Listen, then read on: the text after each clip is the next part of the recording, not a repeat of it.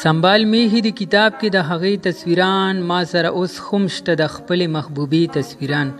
سنبال میهی د کتاب کې د هغې تصویران ما سره اوس هم شته د خپلې محبوبې تصویران. ستا ښکلي مخ پکې سپوږمۍ غوندې رڼا کوله، ستا ښکلي مخ پکې سپوږمۍ غوندې رڼا کوله، تا چې ایستلي ما دپاره و د شپې تصویران. بهیره چا د یار نه روبرو مزه واخیسته، بهیره چا د یار نه روبرو مزه واخیسته، ته یې حالي په تورو شپو کې ښکلوي تصویران. السلام علیکم ګرانو کتونکو، د ریاض بهیر صاحب په دغه شعرونو سره ستاسو ورور جعفر شاه درویش په پروګرام ښکلي مازدیګر کې ستاسو په خدمت کې حاضر یم. مینوالو په نن پروګرام کې د نوهار ضلعې مغلکې کلي ته راغلي یو. مغلکو کلی هغه د شاعرۍ لحاظ سره خپل یو نوم لري. هغه داسې چې د پښتو ژبې نامتو شاعر کرامت غمګین صاحب هم د مغلکو کلي اوسیدونکي وو. الله دې ورته جنتونه نصیب کړي. اوس زموږ په منځ کې نشته دی او لوی واړې پیژنې، ډېره ښکلې شاعري ده، اوسه پورې د هغه نوم ژوندی دی. نو د دې علاقې د دې مغلکو کلي یو استاد شاعر راسره خوا کېناست دی، نو شعرونه به هم ترې اورو. نو راځئ چې نیغ په نیغه ورسره ملو شو. استاد جي په پروګرام کې درته ستړي مشي او هرکلی وایم. خوار مشي په خیر علي، الله دې قدر وکړه، خدای دې خوشحاله ساته. استاد جي یقینا چې لوی واړه تاسو پیژني، خو زموږ د دې پاڼې چې کوم نوي ملګري دي نو هغوی دپاره خپله لنډه شان پیژنګلو وکړې. ګرانو مینوالو السلام علیکم، او د زړه د درد نه د زړه د خلوص نه ته سلامونه پیش کومه. زما نوم بختیار خان دی، زه د مغلکو کلي نه تعلق ساتم او ایله لرم، امید د ربه لرمه چې لږه غوندې شاعري به زه تاسو ته کومه او امید لرم چې تاسو زما نه مطمئن شئ. او دغه بس ما ته خو چل نه راځي چې د کم ځای نه شروع شم په کم ځای باندې ختمه کمه، او هغه اوچتو شاعرانو کې نیم ډېر لږ وخت کېږي، لږه زمانه کېږي چې ما شاعري شروع کړې ده. بهرحال امید د ربه لرم، زه کوشش کوم چې تاسو به زما نه ډېر مطمئن شئ. زه به تاسو ته یو غزل ووایم، بېادبي دې معافي، معافي دې نه غواړم.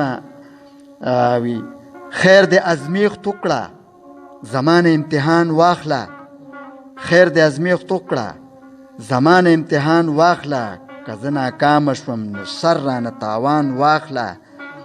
او شعر دی چې ته به نن خامخا راځي دې فیصلې ته ضرور، ته به نن خامخا راځي دې فیصلې ته ضرور، یا به نن ما اخلي او یا بیا رقیبان واخله.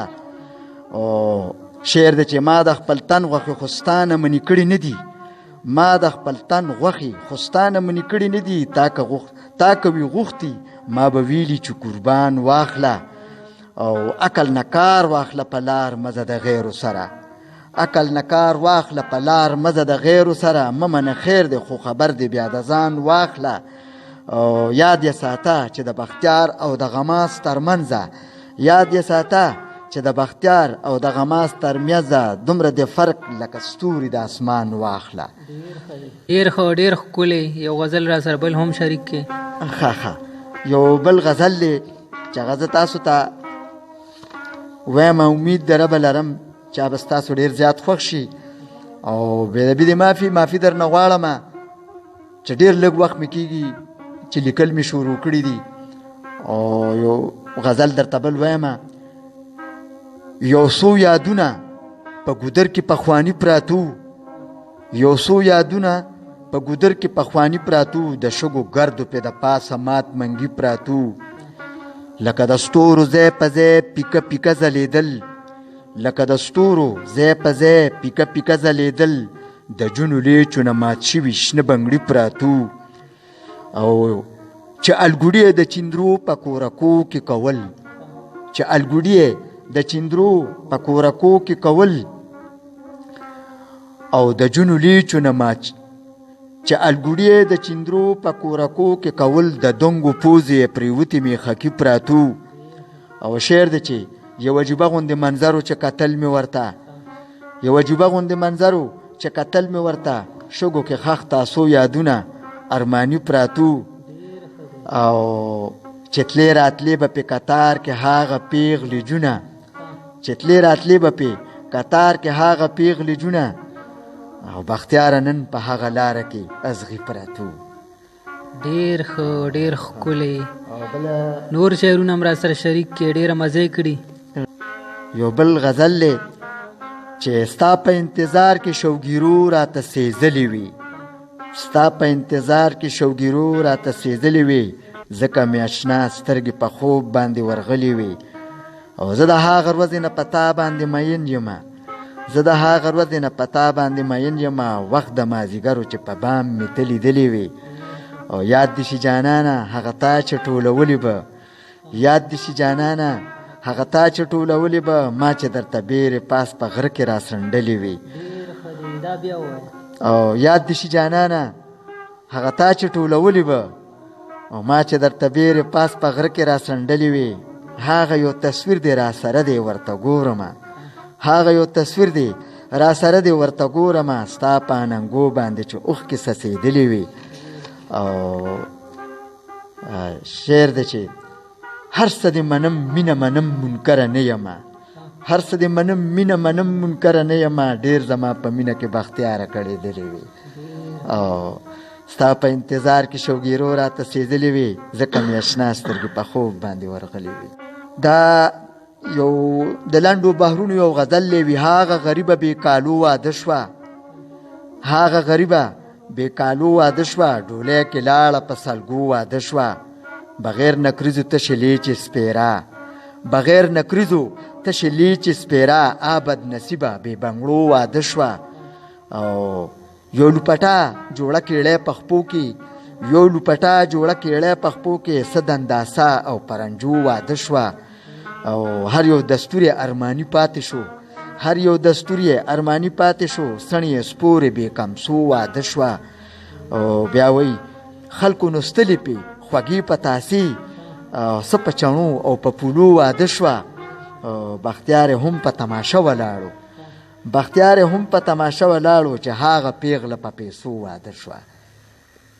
ډیر ښه ډیر ښه. مینوالو د استاد جي شاعرۍ خو ډېره مزه کړې ده، خو د کرامت غمګین کلي کې موجود یو، نو د استاد جي نه به د کرامت غمګین صاحب د شاعرۍ په هکله هم تپوس وکړو.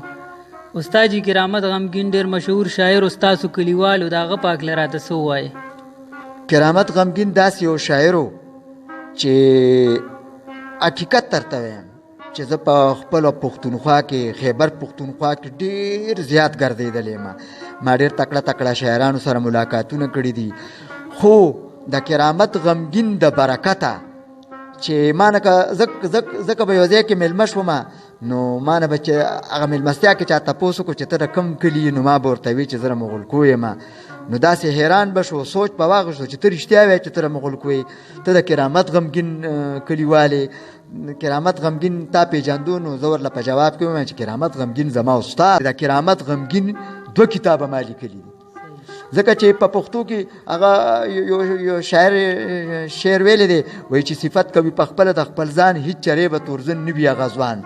نو مونږ که 20 کاله بې مالګې روټۍ وخورو، نو د کرامت غمګین شاعرۍ پسې نه رسو. کرامت غمګین یو ډېر نومیالی شاعر و، ډېر پوست شاعر و، ډېر آسان الفاظ د هغه د شاعرۍ په الفاظونو باندې به واړه واړه ماشومان هم پوهېده، د هغه دومره اسانه شاعري وه.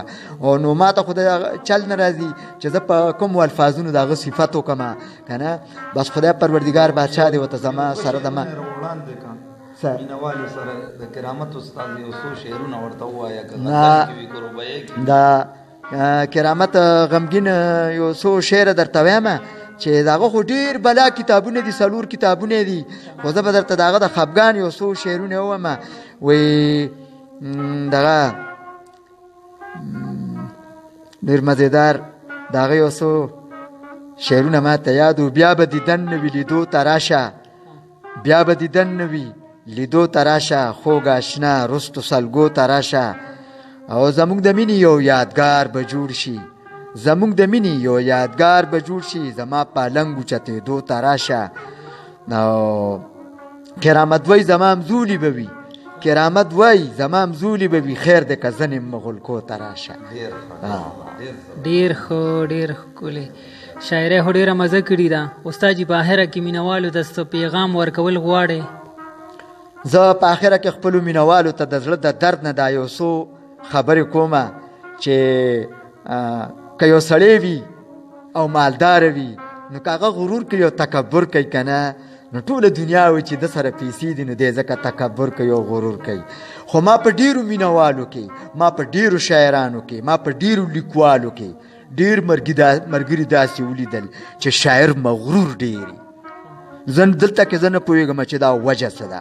ما سره خو ماشاءالله پیسې هم دي نو زه ولې تکبر نه کوم، زه ولې غرور نه کوم.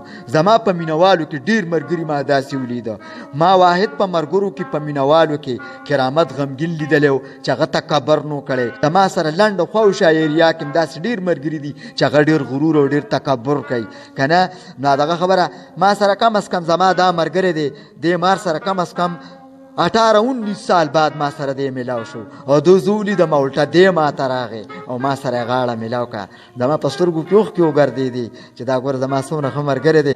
خو مینوالو ته مې د زړه د درد نه دا خواست دی چې غرور مه کوئ، تکبر مه کوئ، په شاعرۍ او په لیکایۍ باندې غرور مه کوئ. ډیره مننه چې تاسو موږ ته دونه ټایم راکړو. زنده باد. الله دې قدر وکړه. بیا هم تابعدار یم، په زول کې هم تابعدار یم، په طوفان کې هم تابعدار یم او د هر مینوال تابعدار یم، د هر ملګري د پښتو د لیکوال تابعدار. ښه مینوالو یقینا چې د استاد ښکلي خبرې ښکلي شاعرۍ نه به تاسو ډېر خوندونه اخیستي وي. تر بل پروګرامه پورې موږ ته اجازت راکړئ. ښاد او آباد بریالي اوسئ. د الله په امان.